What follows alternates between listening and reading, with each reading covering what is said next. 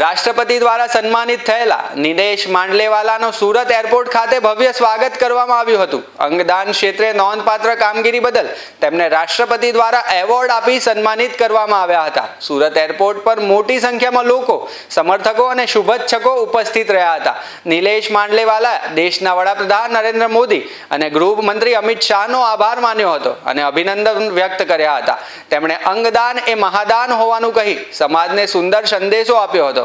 અંગદાન માટે લોકો વધુમાં વધુ આગળ આવે તેવી અપીલ પણ કરવામાં આવી હતી। સુરત એરપોર્ટ ખાતે લોકો દ્વારા ફૂલહાર અને તાળીઓના ગડગડાટ સાથે તેમનું ઉષ્માભેર સ્વાગત કરવામાં આવ્યું હતું। કાર્યક્રમ દરમિયાન ખુશી અને ગૌરવનો માહોલ જોવા મળ્યો હતો। ભારત સરકાર દ્વારા પદ્મશ્રી એવોર્ડ જ્યારે આપવામાં આવ્યો ત્યારે જે ગર્વની લાગણી થઈ એ શબ્દોમાં વર્ણન કરી શકાય એવું નથી। જ્યારે મારા નામનું એનાઉન્સમેન્ટ થયું અને હું જ્યારે એવોર્ડ લેવા માટે આગળ વધ્યો ત્યારે મારા મનમાં જાન્યુઆરી 2006થી અત્યાર સુધીનું 2026 સુધીનું એક સમગ્ર ચિત્ર મારા માનસપટ પર આવી ગયું। એક એવો સમય હતો કે જ્યારે અંગદાન વિશેની દેશમાં ચર્ચા જ નહોતી।